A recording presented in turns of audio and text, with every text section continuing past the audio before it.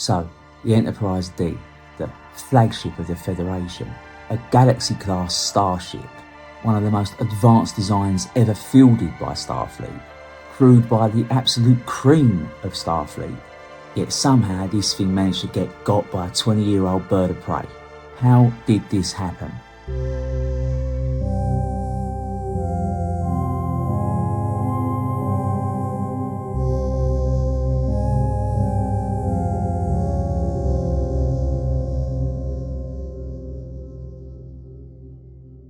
And yes, I know, before we start, every Star Trek fan and his mother has been asking that question and answering that question for 30 years now. And the reason we keep asking the same question is, well, we've never really had a satisfactory answer. Until today. Before we move on any further though, give me a follow on X if you fancy it. I'll put the link in the description. Yes, before you say anything, I know they done something Star Trek-ish to Geordie's visor, and thus were able to obtain the shield frequencies for the Enterprise. But as we'll see, that don't mean anything. So let's have a look at what's going on here. So, in the blue corner is the Enterprise, a Galaxy-class starship, possibly one of the most formidable starships ever fielded by the Federation. A ship that is staffed by the cream of Starfleet, and a ship that, by the looks of it, has been through a pretty significant refit. And the reason behind this refit is very simple.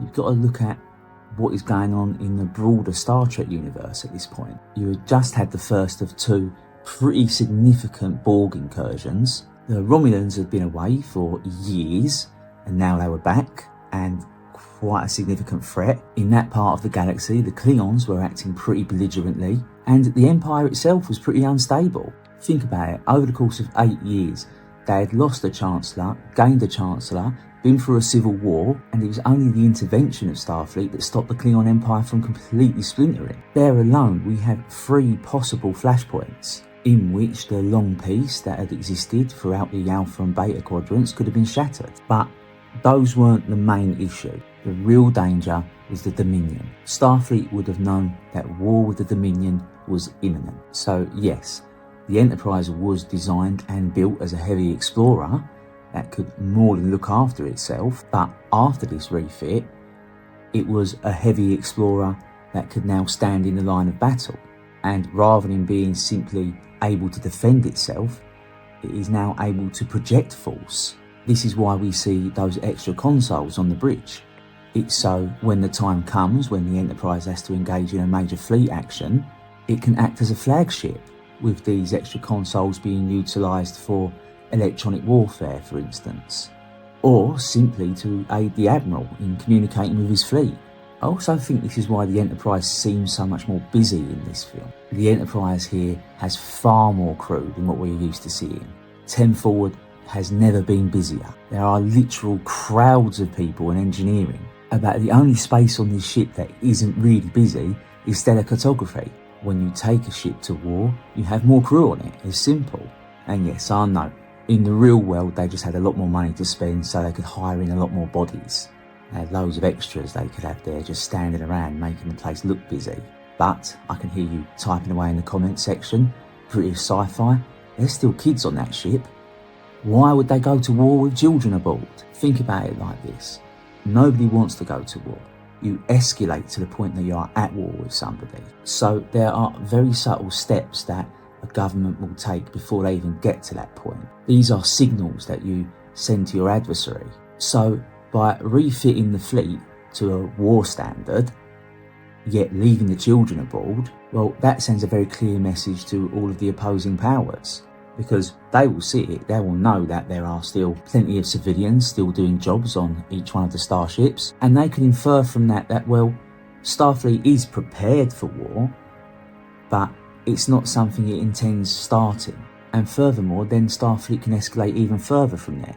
They can remove the families, thus sending a very strong message that they are ready to stand firm against you. So there's lots of subtlety going on here. But it's this sort of thing that makes Star Trek great. It really fleshes out the universe in which Star Trek inhabits. So far, there is zero mitigation for the Enterprise, is there? It's actually looking quite bad, isn't it? How could the Enterprise have lost? But it gets worse than that. Far worse. Because even from the outset, Yeah, the Galaxy class is designed to be a heavy cruiser. I often like to view it as a battleship, like posing as an exploration cruiser. But here we are. We are told time and time again that the Enterprise is not a warship. It's more of a cruise ship with phasers. A ship designed with an emphasis on science and diplomacy and exploration that just so happens to have a high capacity shield grid and a dedicated battle section with an arsenal that can raise an entire planet to the ground. The Enterprise, or the Galaxy class shall we say, was designed from the outset to receive a full volley of photon torpedoes from a Romulan warbird with its shields down, and then afterwards it's still supposed to be able to raise its shields and get into the fight. This is before the refit. This is also before lessons that are learned during the Enterprise's cruise. And for further evidence of the power of the Galaxy class, just look at what everyone else had to cook up. Like, just to counter this thing. The Klingons were first with the Vorcha class attack cruiser, but that's only a cruiser, so that can't stand against a battleship.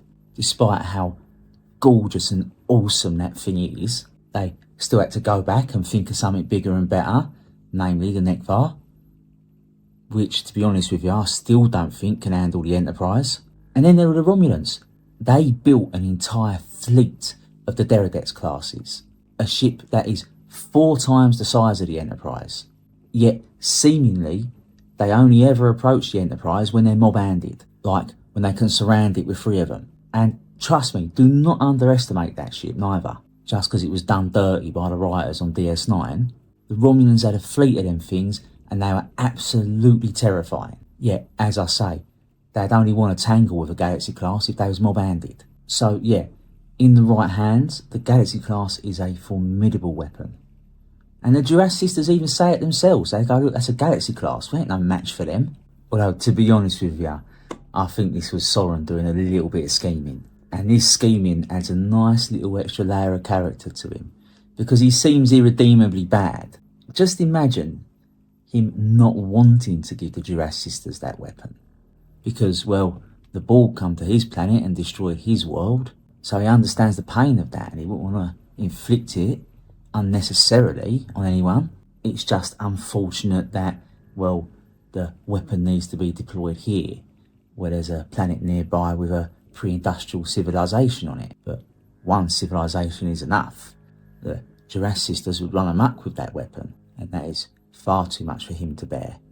So he just planned on letting the Enterprise do his dirty work. Anyway, I'm digressing. Also, please don't think that I am in any way being disparaging. I adore the Galaxy class starship, and the Enterprise-D is my favourite Enterprise. I spent so much time watching Star Trek as a kid that every corridor, every room, every space on that ship felt like part of my own home. And seeing it getting got the way it did in this film, it was like watching my favourite pub burn down. And I think that is why I'm just so frustrated with this battle. Actually, shout out to the YouTuber We Travel By Night, because as far as I'm aware, he's the first one to point out the fact that, well, a naval engagement between 2 ships is referred to as an action rather than a battle, because for it to qualify as a battle, it needs more than 2 ships to be present. So that is a brief summary of the Enterprise, and there is zero mitigation there as to why it could possibly lose.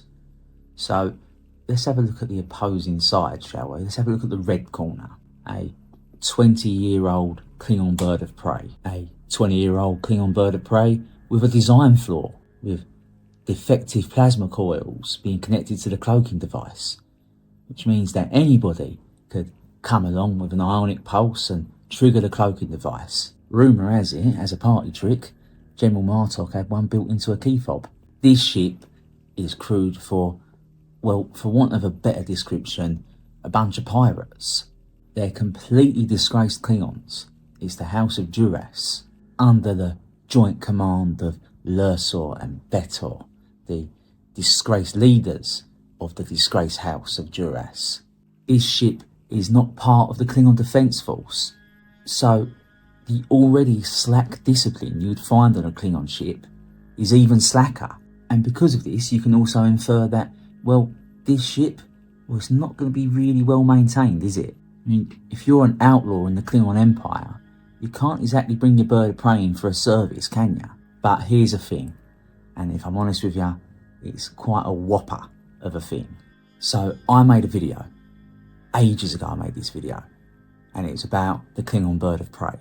And in that video, I argued that the Bird of Prey isn't a particular class of vessel, although there has been attempts to categorise it as two separate classes, the Burrell Scout and the Cavort Cruiser. I argued against this and said that basically I feel that the Bird of Prey is more of a type of ship than it is any standard class. And I felt that this argument adequately explained the design's longevity, but also it would enable the ship's commander to more fully utilise this weapon, because if you've got a very flexible design, you can do far more stuff with it. You may get a Klingon commander that likes to steam in at high warp, smash things up a bit and then retreat. Or you might get a Klingon commander that prefers stealth and guile, who utilises his cloaking device far more. So as such, very few birds of prey are alike. And you may get several batches built for one of the great houses that are very similar, or a block of them that are built to act as escort for the Emperor or something, but very few would be more than superficially similar.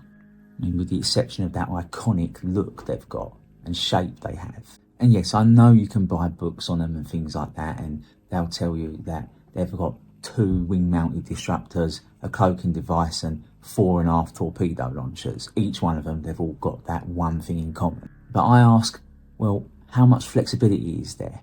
What flavour are the disruptors? Just how strong are its shields? How fast do they help? These are questions that are never adequately answered on screen. Furthermore, there are wild inconsistencies on screen as well. We've seen everything from them getting one-shotted to Goldacott being able to carry out a pretty successful guerrilla campaign with one of them. And let's have it right, Ducott and his crew are not familiar with this type of vessel. So I made that video, and that was my answer to that.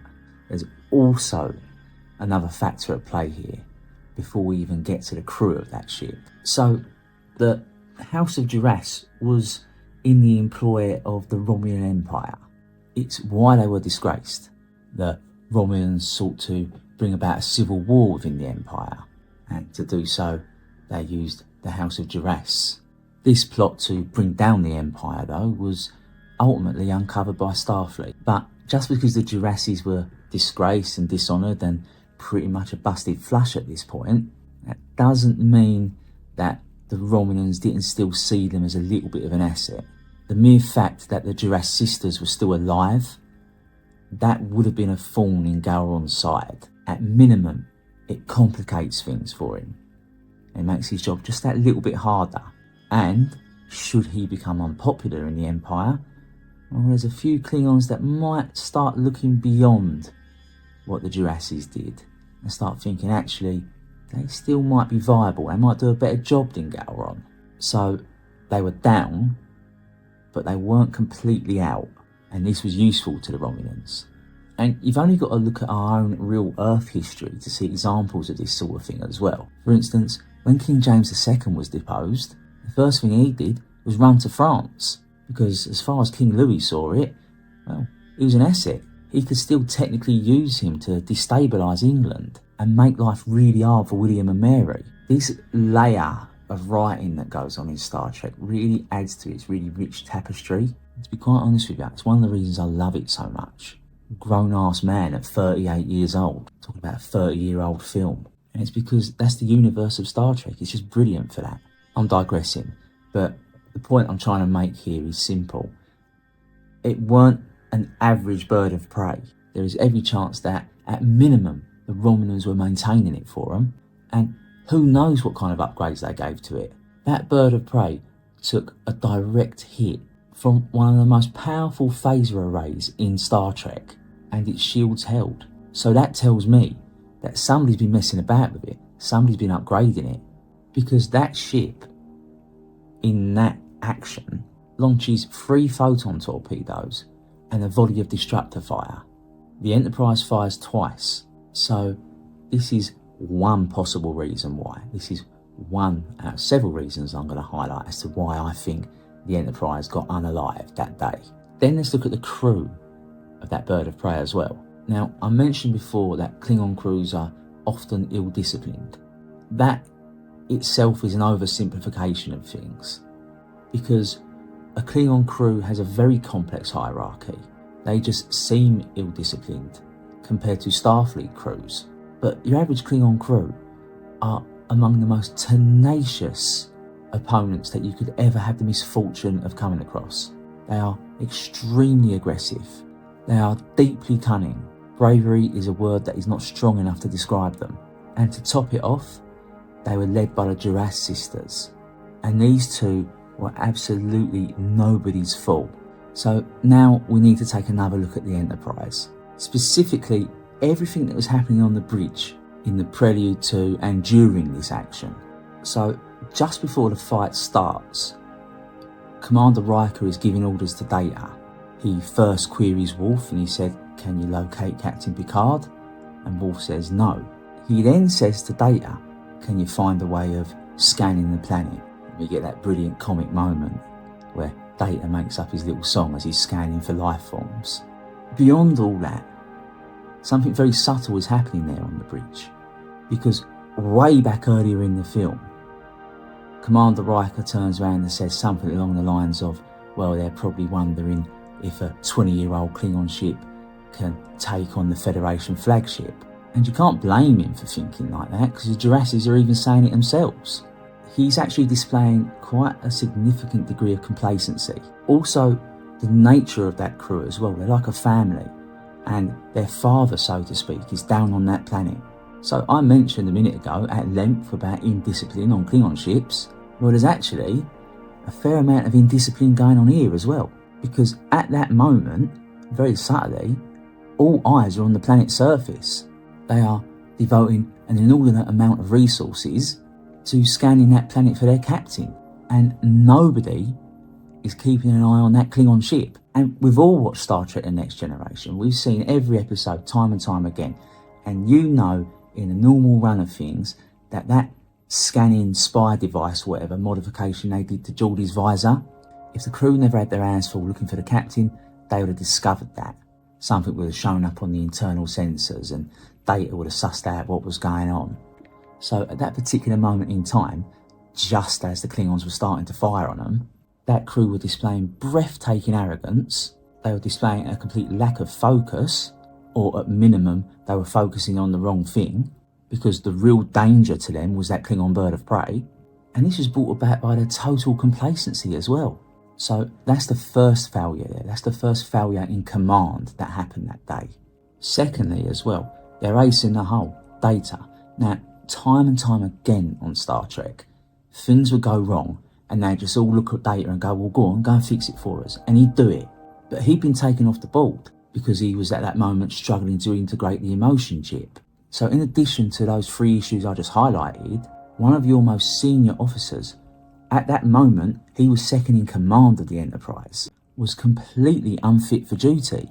In addition to all of this, these guys, despite the fact that they've all had significant combat experience, they are all explorers at the end of the day, and they are fighting a crew of warriors.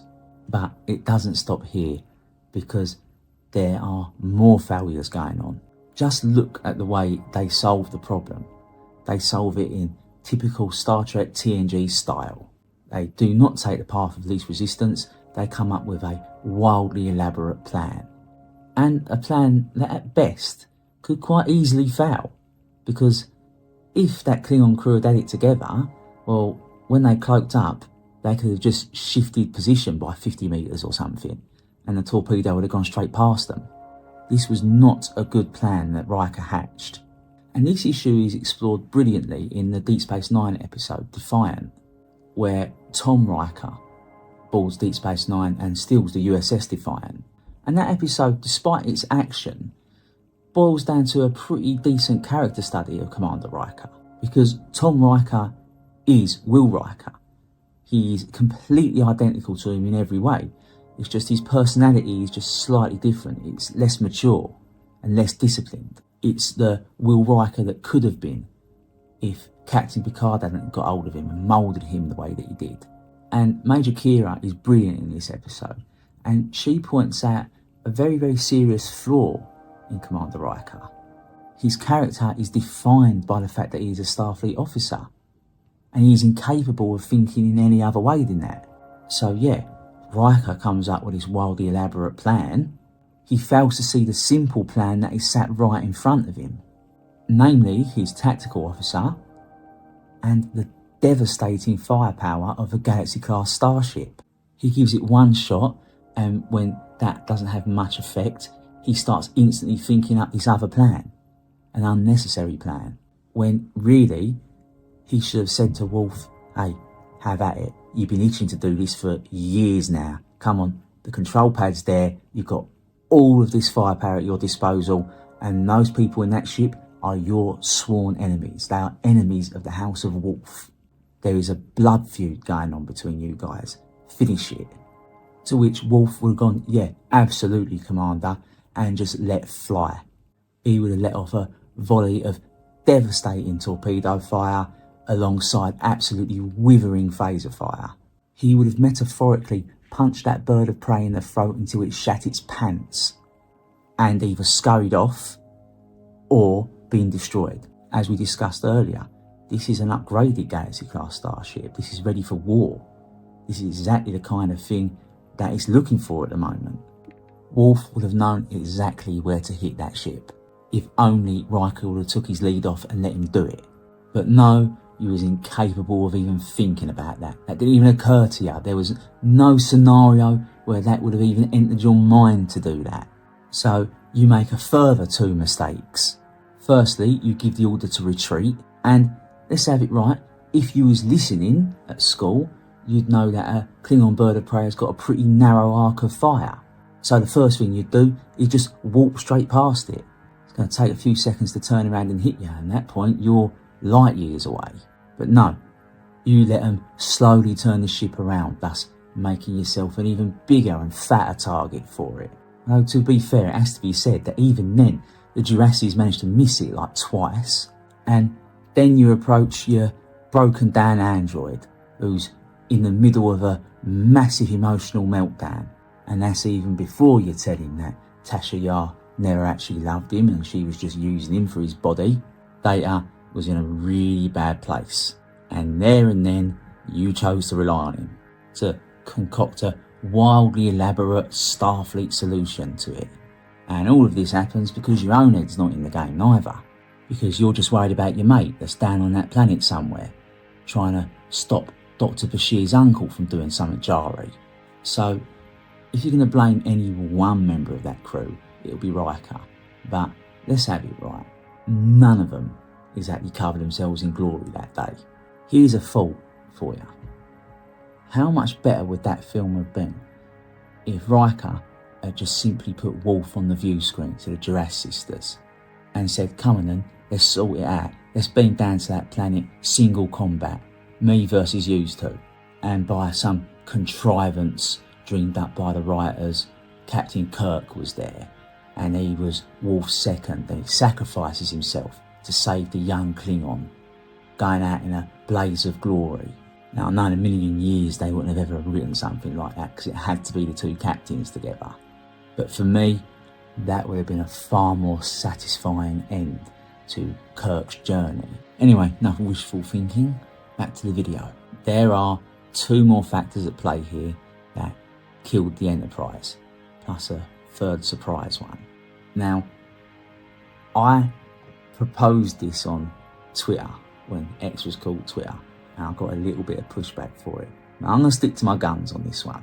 I boldly stated one day that I felt that the Galaxy-class starship has got, quote, a dodgy warp core, because almost every time you see a Galaxy-class get destroyed, it's a warp core breach that does it, with the exception of the USS Odyssey, and that's because it got kamikaze by a Jem'Hadar fighter. Although, to be fair, I think there's a line of dialogue in there somewhere that states it's been hit by a kamikaze fighter and it's caused a warp core breach. Either way, it's always the same thing. The Galaxy-class starship has warp core breaches on a regular basis. And if you don't believe me, go back and watch TNG and just look for how many times that warp core threatens to blow up. It's not a deliberate thing by the writers, it's just a little bit of laziness by them and a little bit of lack of imagination from them as well. But if they are going to be lazy and unimaginative, I am going to be energetic and very imaginative in cooking up my own headcanon as to an in-universe reason behind all this. And that is what I have come up with in my head. I feel that the Galaxy-class warp core is a hot mess that is always threatening to blow. And it does finally get it in that film. The saucer separates and the star drive section explodes due to a warp core breach. And the in-universe mechanism to this is brilliant. It's utterly bonkers, but it's brilliant. Because your average Cochrane warp core uses matter and antimatter as fuel. The matter and antimatter collide and the resultant explosion is enormous, and the energy is harnessed to generate a warp field that warps space and enables superluminal travel. Antimatter will annihilate matter at 100% efficiency, so it needs to be kept contained and away from normal matter. And on a starship, the antimatter fuel is kept in deuterium tanks behind a force field barrier, thus preventing the antimatter from coming in contact with normal matter and annihilating each other. And after the action at Veridian 3, this is what happens. But why? Because I don't think it was the Klingons that caused it. Because as I mentioned earlier on in this video, the Galaxy class is designed to take much more punishment than that, even with its dodgy warp core. I think the answer lies in a single line of dialogue uttered by Geordi LaForge. Because just before the warp core starts to breach, you hear him say the line, "It must have been that last torpedo." So you can infer from that somebody has rushed up to him with this piece of information and he's ascertained that, yeah, the damage must have been caused by that last torpedo. I better fix this quickly. And he rushes off to the busy box they've got next to the warp core to try and carry out some repairs. If my memory serves me correctly, there's only 4 torpedoes fired in that film, 3 by the Bird-of-Prey and 1 by the Enterprise. So what I think happened here was this. You've got a complacent and ill-focused crew on the Enterprise fighting a well-focused and well-disciplined crew on the Bird-of-Prey, and that Bird-of-Prey has also had several upgrades. That Bird-of-Prey gives a withering volley and causes severe damage to the Enterprise. The Enterprise cooks up a weird and elaborate scheme to dispose of this Bird-of-Prey, and it works. But there's a flaw in this plan that, due to the amount of stress the crew are under, was overlooked. We hear in a line of dialogue from the episode Q Who, when the Enterprise is being pursued by a Borg cube, and it is right up the Enterprise's arse at this point, and Captain Picard orders a volley of photon torpedoes. But Worf advises him against this plan of action. Because of the proximity of that Borg cube, the photon torpedoes would be more harmful to the Enterprise than the Borg. The last shot fired in that action was a photon torpedo from the Enterprise, and Geordi LaForge says that line, "It must have been that last torpedo." I feel the Enterprise was already pretty seriously damaged at this point, but it wasn't critical. Although I would say that Riker's pride probably needed a little bit of mouth-to-mouth.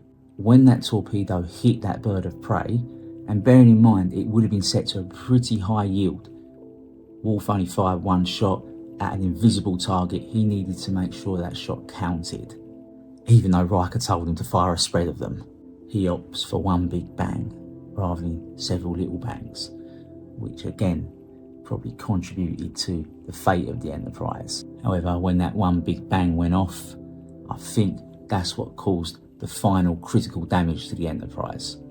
And This is what I think got the Enterprise. It was just a combination of factors, ranging from an upgunned bird of prey to a complacent crew on the Enterprise. And I would not like to be Riker after all of this. I mean, normal people have the experience of like maybe crashing the family car when they're teenagers and having to like explain that away to their dad.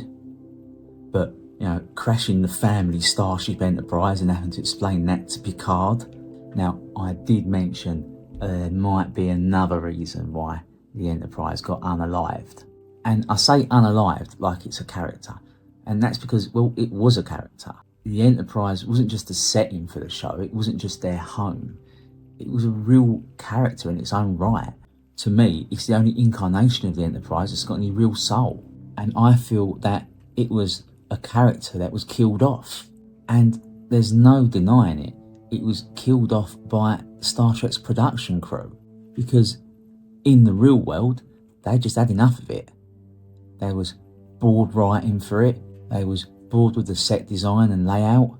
There were several inefficiencies in the design as well.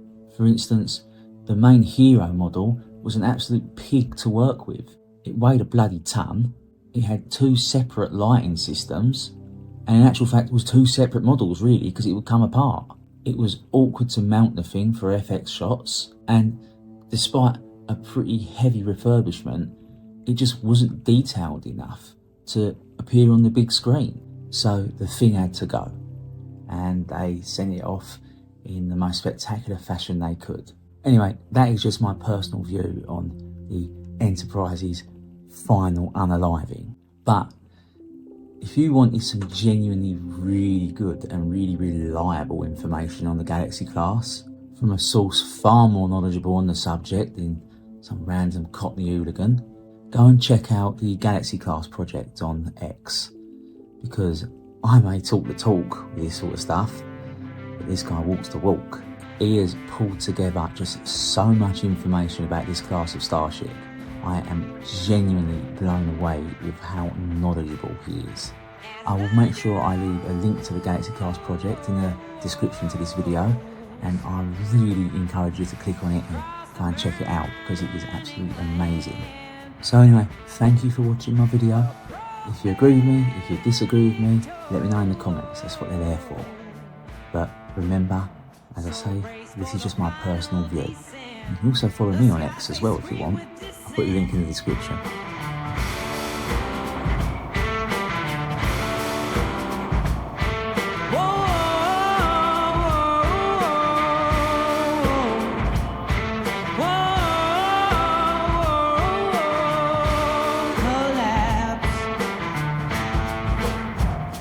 Sounds like the end of